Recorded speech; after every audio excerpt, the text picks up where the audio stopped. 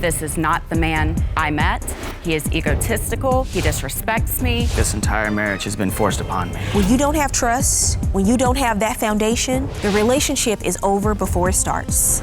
I'm at my breaking point. He has a problem with spending. You have champagne taste on a soda water budget. Yes, What's honey, going on? come on, champagne taste. It's about the taste, not about the budget. I can't trust him anymore. The man that I married would never have done that. I'm not going to advise her to try to make this work because I think it's dangerous.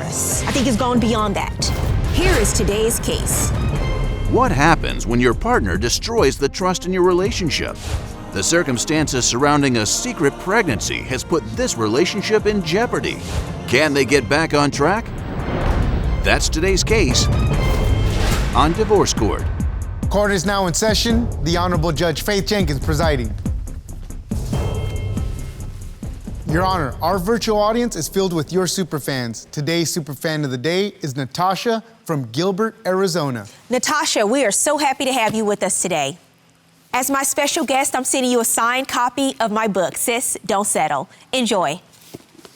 Your Honor, this is the case of Willams versus Johnson. Thank you, Juan.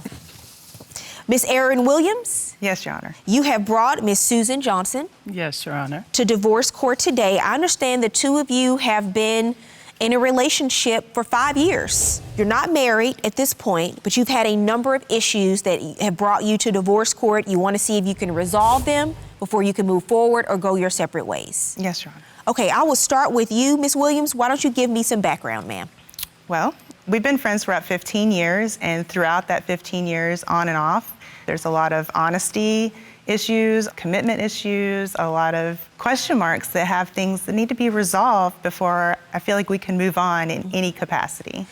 You known each other a long time. You met initially when you were in college? Yes, Your Honor. And what do you have to say, Miss Johnson, about why you're here? My issues is the financial infidelity in our relationship.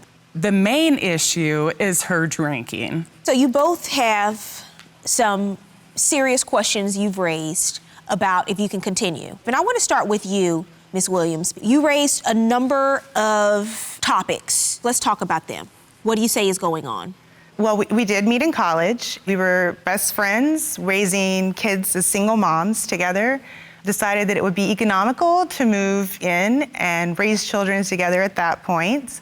As we lived together, the friendship developed into, I guess, more of a romantic relationship. So there's just a lot of things that go on that leave question marks. There's just no trust in the relationship left. Why is that?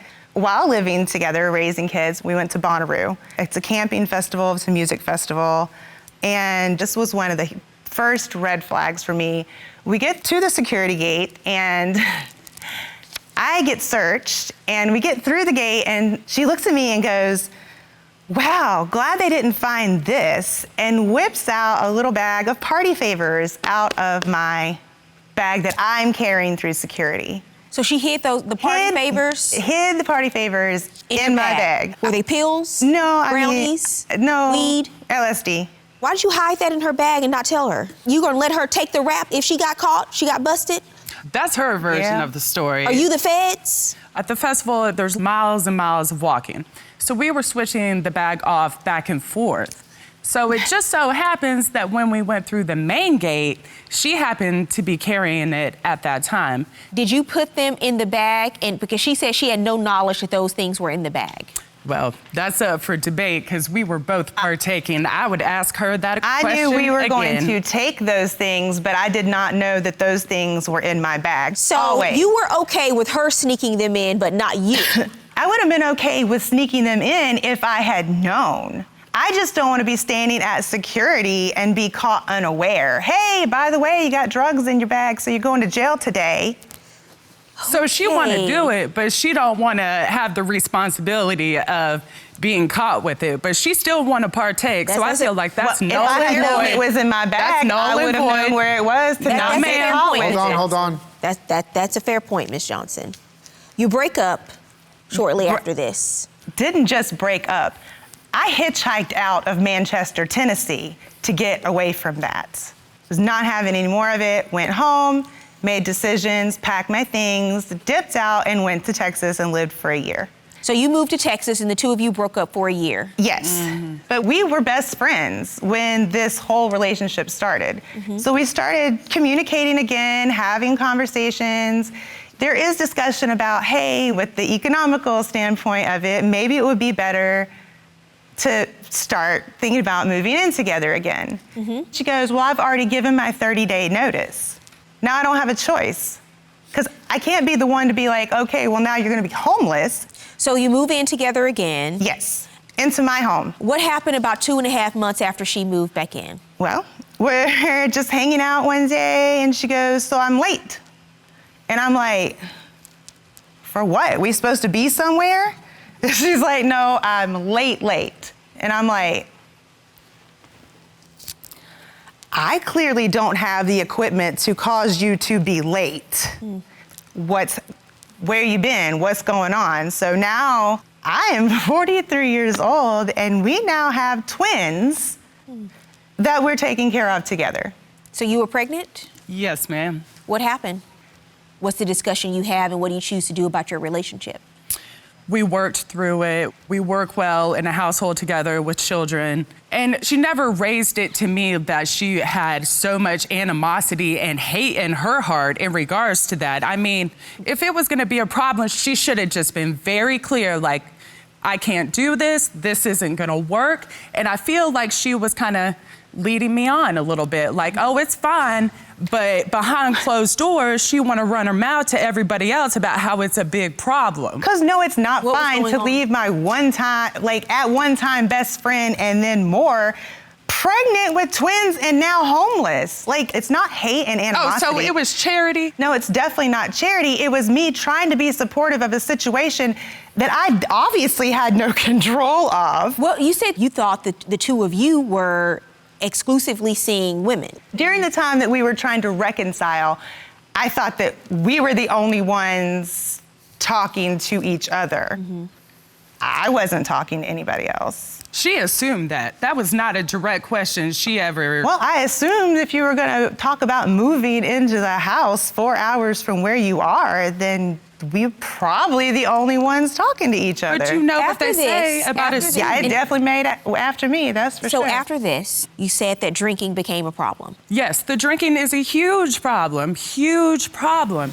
We were at our local bar. She sees somebody wearing a MAGA hat, okay? A Trump supporter. He wasn't just wearing it, he was running his mouth. She jerks off the hat of this man, throws it on the ground, and stomps on it, okay? We are now banned. You got banned from the bar?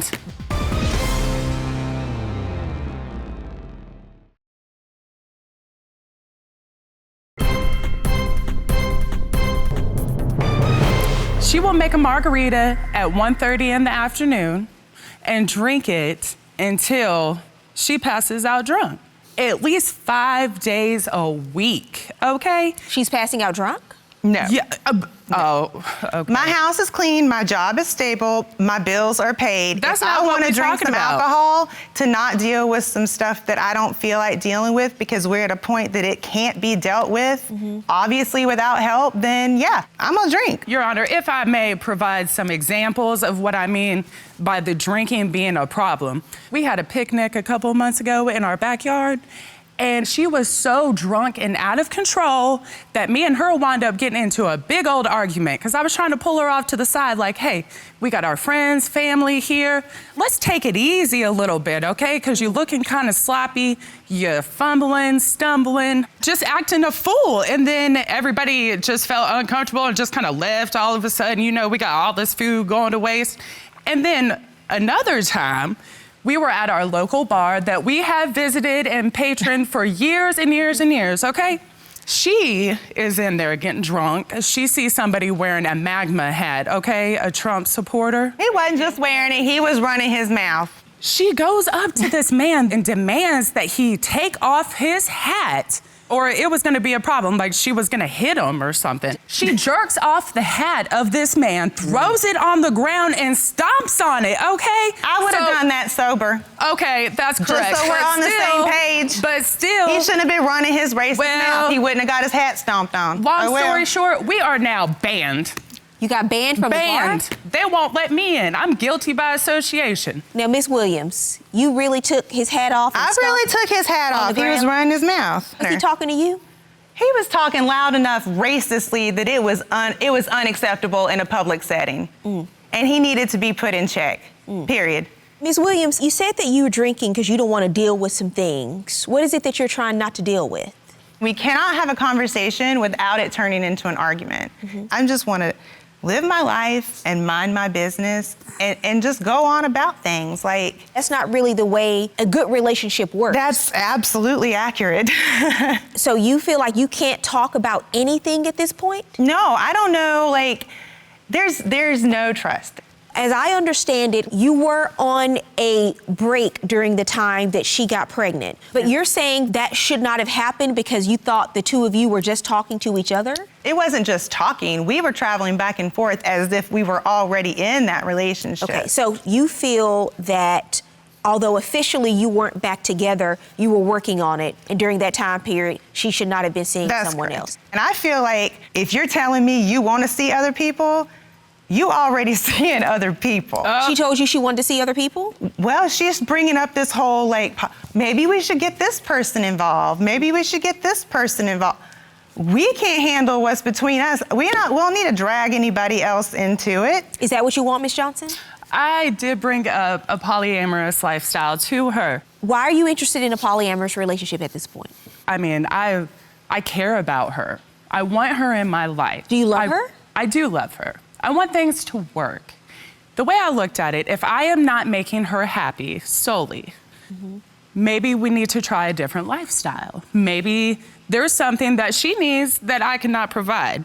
There is definitely things I need that she's not providing because there's no sex in the relationship, none. I did not get into a committed relationship to be celibate. I mean, that's where I'm at with that. Did this all start after you had the children? Yes, ma'am. Okay. You said you needed some help. Yeah. I asked Ms. Rachel Jameson to join us. She's an alcohol and drug counselor. Betrayal can cause emotional distress, especially when someone violates trust in that relationship. No matter how much you drink, alcohol simply just prolongs you having to confront that hurt.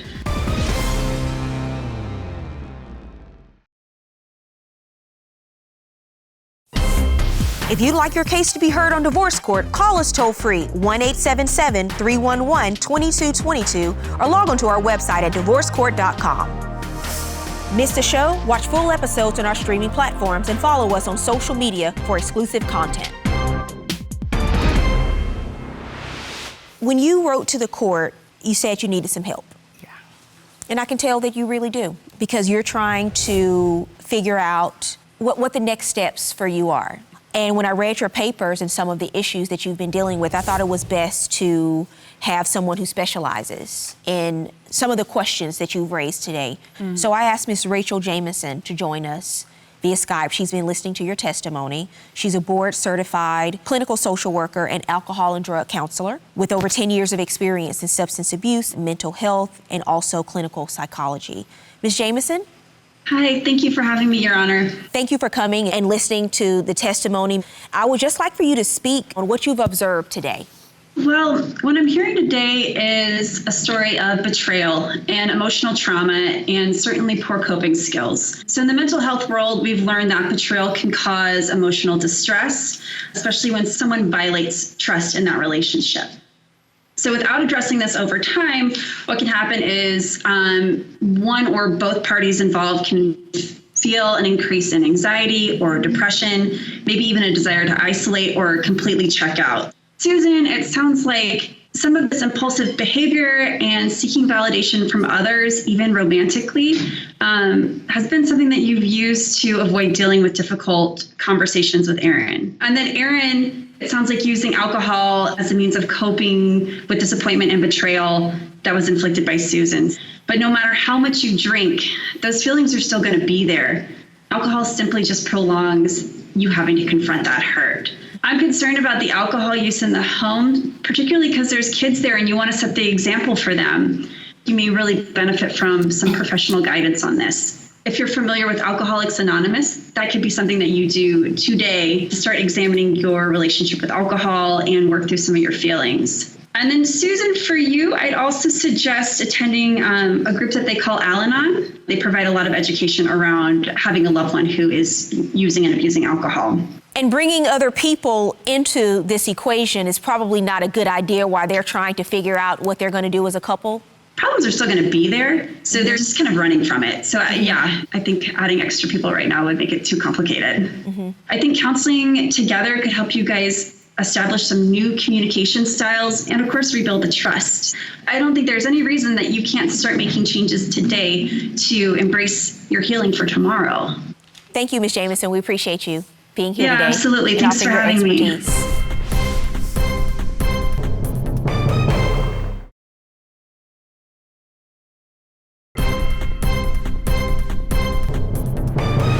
What's happened is you don't feel like you violated trust when you got pregnant with the children, but that is how you feel. That's correct. Ms. Williams, you're staying in the relationship despite feeling completely betrayed, that your trust has been violated, that you don't have a foundation anymore, and all the reasons that you've listed for staying in the relationship are not good reasons. You stay in a relationship because there is love, because someone else is adding happiness to your own happiness. Those are the reasons that you stay. You're just using alcohol to mask whatever pain, and you're killing and hurting yourself in the meantime. So at some point you have to choose you. I want to be better for myself, for the people who love me, and the number one person I want to be better for is me because I love me. It's okay to feel the way you feel. Your pain is valid. But you're never going to get past it unless you really address it. You understand, Ms. Williams? Yes, Your Honor. Ms. Johnson, what you can't do is stay in a relationship where you feel like you are going to be perpetually punished. That's correct. And we've just been sweeping everything under the rug for so long. Well, now, I mean, now you address it. Yeah. But at some point, if you get to the place where it's irreparable and it's causing you more harm than it is good, then you really have only two choices. And that is, you go and you get the help that you need, or you have to learn how to separate cleanly and kindly. Yes. Because what you cannot do is what the two of you have been doing, and that is the status quo.